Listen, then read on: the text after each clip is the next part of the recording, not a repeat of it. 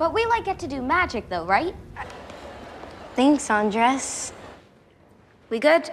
While staring out the window of her room, a girl named Nory sees the kids in her neighborhood doing different things that they're good at. She looks disappointed because she's yet to discover her own thing, and she also thinks about her late mom. As she keeps looking around the neighborhood, she sees a cat outside her house and seems drawn to it. The cat also stares at her, and as she looks at it closely, she starts developing whiskers. This leaves her confused, but before she realizes what's happening, she starts turning into a cat, and her dad, Augustus, sees this just as he enters her room with a box. Augustus drops the box immediately, and as he looks confused, he sees Nory turn into a cat with wings. Years later, Nory gets accepted into a magical school called Sage Academy, and she looks quite excited as she records a video with her friend, Raina, who also has magical powers. Nory says her friend will be a superstar at Sage Academy, but Raina has doubts about this. Nory then cheers Raina up and tells her friend to show her viewers what she can do already, even without proper training.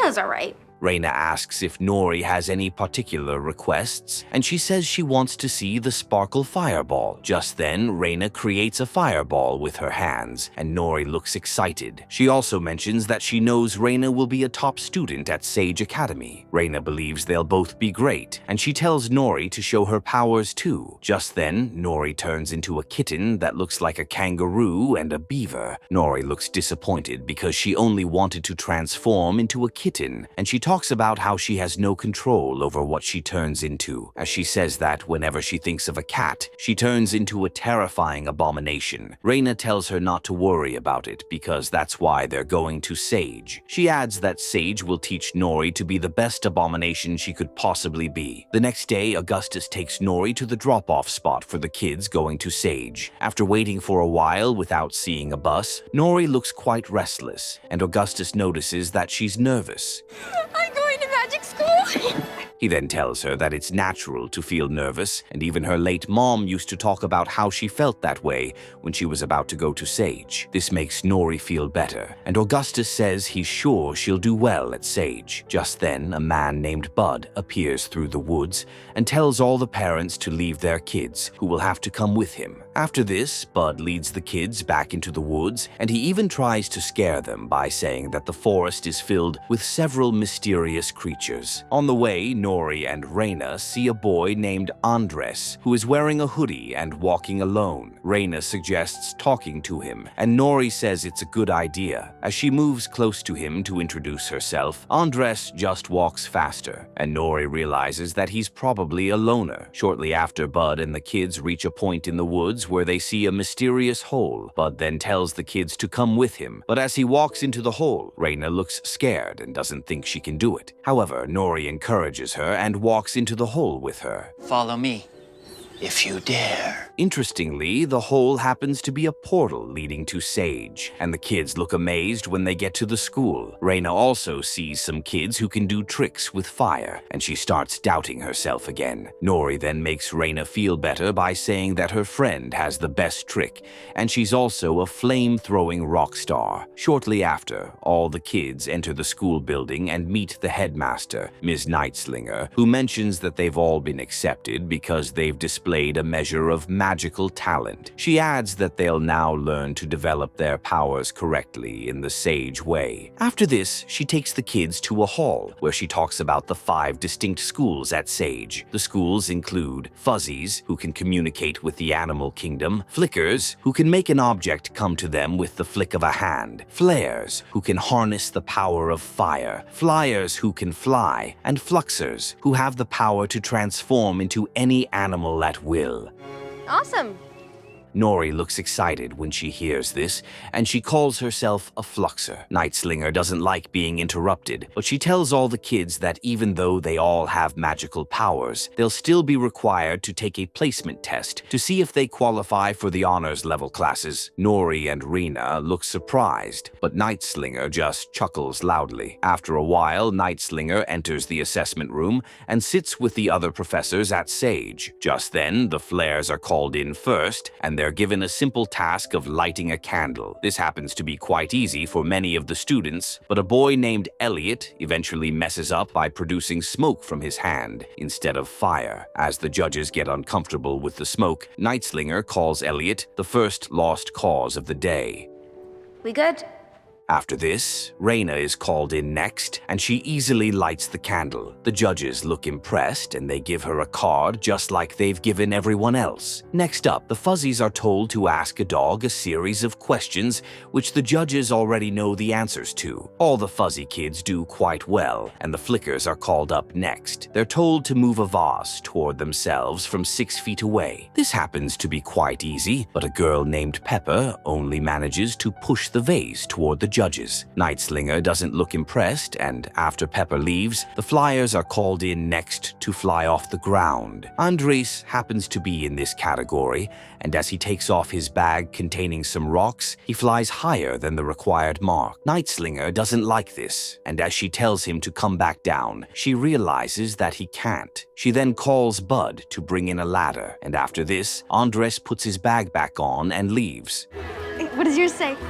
For the Fluxers, they're told to turn into a gray kitten. Nory ends up being the only student who fails to do it correctly, and she turns into a flying kitten. Shortly after, Nightslinger comes outside with all the professors, and she tells the students to look at the cards in their hands to figure out which honors class they'll be joining. As Raina opens her card, she sees that she's now in the Flare class, but Nory sees the letters UDM written on hers. She assumes that it's an error, but before she can ask Nightslinger about this, the headmaster tells all the kids to head to their respective classes. Just then, Nightslinger sees Nory walking with Raina, and the headmaster quickly calls her back and shows her where the UDM class is. Nory sees that it's in the woods, and as she looks confused, Raina asks if she'll be fine. Nory says she will, and after Raina walks away, she follows the directions to the UDM class, which happens to be in a secret bunker in the woods. I was right behind you on the walk this morning. When she gets to the entrance, she sees Bud, who tells her to come in. As Nory enters the bunker, Bud gives her the UDM uniform, but she looks confused because she thought she was going to get cool jackets and hoodies like the other kids. Bud says she can wear her own cool jacket and hoodie, but Nory still wonders if they don't have a special color. Bud says they don't, and that she needs to sit down already. He also introduces himself and says that he's in charge of the UDM. Nory still looks confused,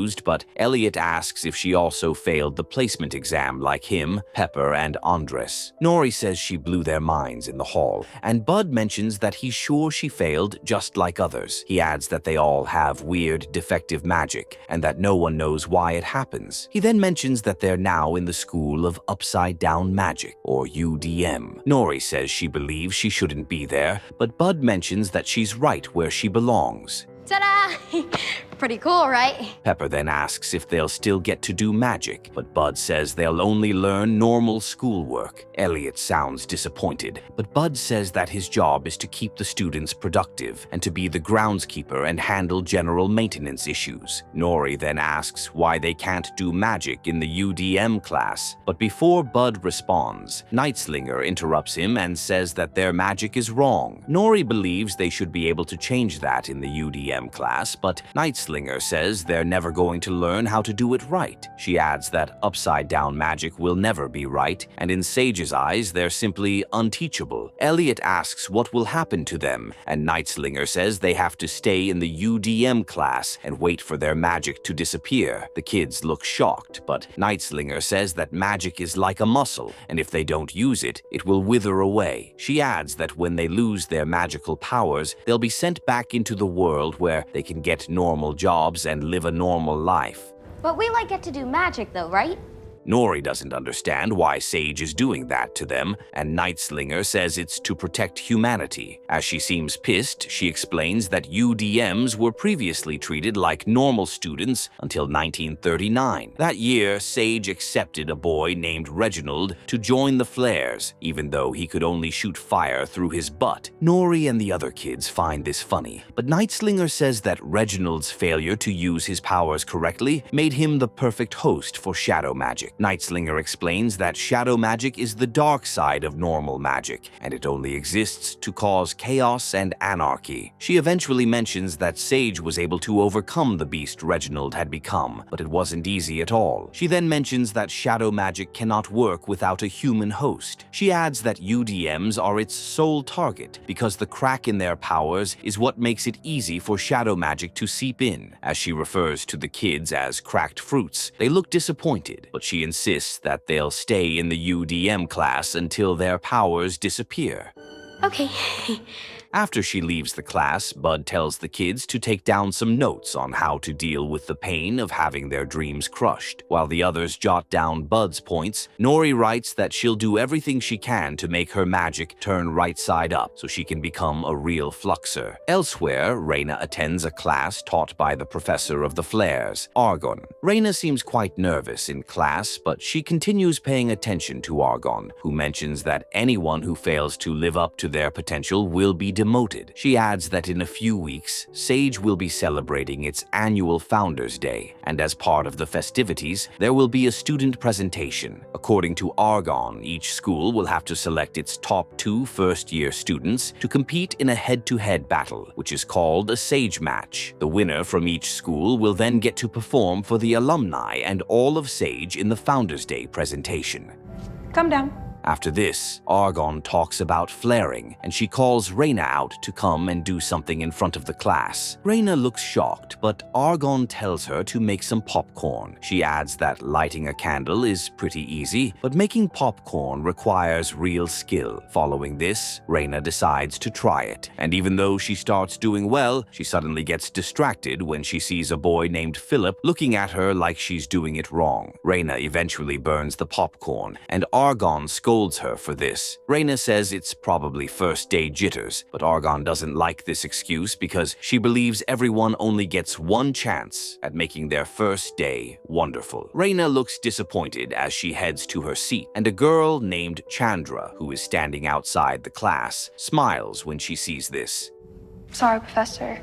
The next day, Bud takes the kids out of the UDM bunker, and Pepper asks if they aren't supposed to be learning something. Bud jokes that it's better to be outside and that he has a big surprise for them. The kids seem curious to know what he's talking about, and he shows them some brooms inside a small shed. Nory looks excited because she thinks it's a flying broom, and she quickly grabs one to try it. Just as she falls down, Bud tells her that it's not a flying broom. He adds that the brooms are meant for the kids to sweep the school premises and keep it clean. They look disappointed by this, and Pepper wonders how that's a big surprise. Shortly after, while Nory is sweeping, she gets close to the Fluxer class and hears their professor, Han, talking about how they need to study an animal and take a mental picture of it before trying to transform into it. As she tells each student to take a close look at a cat, Nory believes doing that might also help her. She then moves close to them, but Han says she's not allowed to join the class. Nory says she was only sweeping, but before Han says anything else, she grabs the cat and looks at it closely. She then turns into a colorful bird that looks like an elephant, and as Han and the students look shocked, Bud sees this and quickly tries to calm her down. Say, would you mind if I give her a little snug? Shortly after, they return to the bunker, and Bud stops Nory from going to the cafeteria for lunch. Nory doesn't get this, but Bud says she has to understand that she can't do what she just did again. Nory says she wants to prove that she can be better, but Bud mentions that Sage is only protecting her by stopping her from using her powers. Following this, Nory agrees not to do it again, and Bud says she can go to the cafeteria. When she gets there, she sits with her UDM classmates, and Andres says he really liked what she did earlier. Nory and the others look shocked because that's the first time he has talked to them. Nory then mentions that she's trying to become a real fluxer. Her classmates don't think she'll be allowed to do that, but Nory says she's already taking her time to study a kitten for her next transformation. Thanks, Andres. As she shows them a drawing of the parts of a kitten in her book, they look impressed, and Andres says he didn't know she could draw. Nory says she can, and Andres and Elliot tell her to draw something that might also help them get better at using their powers. Pepper doesn't seem interested in this, and Andres sees Raina walking toward their table to meet Nory. Before she gets there, Argon tells her to go back, but she mentions that Nory is her best friend. Argon doesn't seem to care, and she says that going close to Nory is the best opportunity for Raina to lose focus and fall further behind in her studies. Raina looks disappointed, and as she returns to her seat, Nory finds this weird. As Nory then continues talking to her classmates, she says she wants to participate in the Founders Day presentation so she can prove to everyone that UDMs can be taught to do magic right. Andres says he believes in her, and Nory looks happy about this. Because we're the loser table. Meanwhile, Chandra sees Raina sitting alone and looking lonely, and this makes her smile. Days later, Nory continues trying to perfectly draw the parts of a kitten, and Raina practices making popcorn several times. However, the two girls start missing each other because it has been a while since they saw or spoke. The next day, in the Flares class, Philip makes a perfect bowl of popcorn, and Argon commends him. She then calls Raina to compete against Philip to see if she can get a better result. As Raina does this, Argon says it's not perfect and that she's second best. Raina looks disappointed, and after the class ends, she bumps into Chandra, who says she did well in class. Raina says she's still second best, but Chandra mentions that Argon lacks vision. She adds that she's sure Raina has more power in her little finger than Philip has in his whole body. Raina looks pleased, and Chandra introduces herself. She also says that if Raina ever wants to learn how to harness all the power she has, there's something that can help. Raina doesn't know what this means, but Chandra just walks away. I guess I was wrong. Shortly after, while Raina is reading a book outside, Nory comes over to meet her. They both look happy to see each other, and Raina asks why Nory is with a broom. Nory doesn't want her friend to know what the UDMs really do, so she mentions that it's part of a top-secret training program. Raina then mentions that it seems Nory has already made some new friends. Nory says she has, and she asks if Raina is also making friends and acing her classes. Raina doesn't feel ready to open up about her struggles, and she says that things have been really amazing. The girls eventually run out of things to talk about, and they head separate ways. Later that night, after Raina finishes reading a book in the library, she takes it back to the shelf. However, as she drops the book, another one from the same section suddenly pops out. Raina looks shocked by this, and as she keeps moving her book, the other one also continues popping out until it eventually falls on the ground. See you around? After Raina picks it up, she sees the words "Shadow Magic" on the cover page. As she opens it, the lights in the library go off, and Raina closes it back and returns it to the shelf. She then goes to grab her things, but she sees the strange book on her table again. Raina doesn't understand what's happening, and she quickly leaves the library. Meanwhile, Chandra watches her from behind a shelf, and she says it won't be long before she gets Raina to take the book. Elsewhere, Nory transforms into a kitten and gets her classmates to watch a timer to see if she can maintain her single animal form for at least 6 seconds. Unfortunately, Nory is unable to do this, and her classmates start wondering if they'll ever be able to do proper magic. Nory says she believes they will, and that she'll crash the sage match tomorrow to show everyone that they can be taught.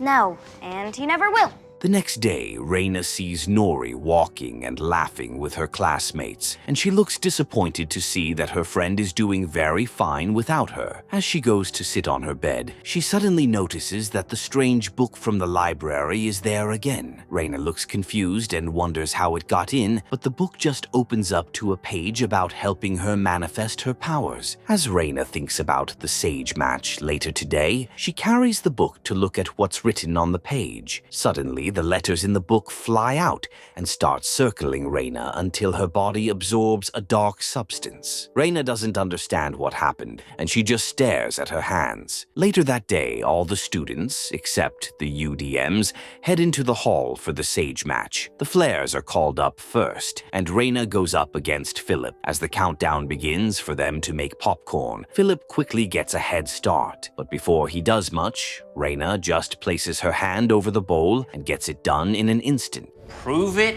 how? Philip looks shocked by this, and even Raina cannot believe what she has just done. After this, Argon commends Raina for doing well, and Nightslinger announces that she'll represent the Flares in the Founders' Day presentation. Elsewhere, Bud notices that Nory isn't in the bunker, and as he asks the others about her, Pepper says she went to crash the Sage match. Bud looks pissed by this, and he quickly heads there. Almost immediately, Nory interrupts the Sage match and tells Nightslinger and the other professors that she wants to show them what UDMs are capable of. Unfortunately, things don't turn out quite well, and she transforms into a flying kitten that scatters the hall. Raina tries to create a sparking fireball to help her friend calm down, but as she struggles to control her powers, she shoots it at Nory. Raina then quickly checks up on Nory, who says she's fine.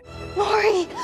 However, Nightslinger seems pissed, and she scolds Bud for not having control over his students. She also threatens to fire him if something like that happens again. As she adds that the UDMs are banned from the Founders' Day ceremony, Nory's classmates look disappointed. When they all return to the bunker, they lament about how Nory gave them hope that things would be better. Nory apologizes for this, but her classmates don't seem interested in listening to her. As she then talks about how she's always optimistic, Bud feels sorry for her, and he tells the kids to follow him outside. When they get there, he says that he shouldn't have allowed Nory to apologize because she didn't do anything wrong. He adds that year after year, he has seen kids get sent to the UDM class to have their dreams crushed, but he's now tired of letting that happen because Nory has made him a believer. The kids look confused by this, but he tells them that even though Sage thinks their powers are defective, they shouldn't believe that. As he mentions that he'll teach them how to harness their powers, the kids don't really think he's good enough. He then shows them that he's an upside-down fuzzy who can communicate with animals through singing. Nory asks why his magic didn't fade away, and he tells the kids the story of how he got into Sage as an orphan, and when he failed his test, they kept him there as a groundskeeper. He adds that he has been using his powers secretly over the years so that he won't lose them. And who's going to teach us to do that? The kids look impressed, and Bud says they'll start their training tomorrow. As they head back to the bunker, Nory tells Andres that she felt Raina's powers were a little too intense when she used them earlier. Before Andres can say anything, Nory says she'll speak to Raina about it. Elsewhere, Raina returns to her room and sees Chandra inside. She looks shocked, but Chandra says she only came to congratulate Raina on winning the Sage match. Raina doesn't look happy because she could have killed Nory, but Chandra doesn't seem to care. She adds that Raina can't just expect to get something from the book without some side effects. Raina seems pissed, and she sends Chandra away and tells her to take the book as well. As Chandra leaves with the book, it magically reappears on a table inside the room, and Raina looks shocked. Someone then knocks on the door, and Raina assumes that it's Chandra again. As she angrily opens the door, she sees that it's Nory, and she quickly hugs her friend. Nory then asks if she can come in, but as Raina sees the shadow magic book in her room, she refuses to let her friend come in. Nory looks surprised, but Raina just tells her to go. The next day, Bud starts teaching the UDMs how to use their powers well. After days of practice, Andres manages to control his liftoff. Elliot gets to do different things with his smoke, and Pepper improves at moving things around. Nory also learns how to make different animal combinations, and her classmates look happy for her. Elsewhere, Chandra approaches Raina again and tries to get her to fully embrace shadow magic. Wait, you're not supposed to be in here. Raina refuses to do this, and she shouts at Chandra to leave her alone. Raina's classmates look confused, and Chandra tells Raina that no other person can see her. Raina feels embarrassed, and she decides to return to her room. As she enters the building, Chandra appears again and says that she wants Raina to become the best version of herself. She adds that Raina has been feeling insecure just like her old friend, Reginald, but that she's more powerful and perfect than him. Raina looks looks impressed by this, and Chandra tells her to embrace the shadow magic. Coincidentally, Nory arrives at the building to see her friend, but she sees the lights inside flickering. As she wonders what's happening, she enters the building and sees Raina with darker eyes. An evil entity also communicates through Raina, and Nory realizes that her friend has been possessed by shadow magic. As she looks confused because she thought shadow magic only targeted UDMs, Raina says there's no one who can't be possessed. She adds that she'll soon prey on everyone, but she'll start with Nory first. Nory then says she'll come back to save her friend, and she runs away before evil Raina attacks her. Following this, she heads back to tell Bud and her classmates what happened. Nory then suggests going to tell Nightslinger that the evil entity wants to crash the Founders' Day celebration tomorrow and destroy everyone. Me too.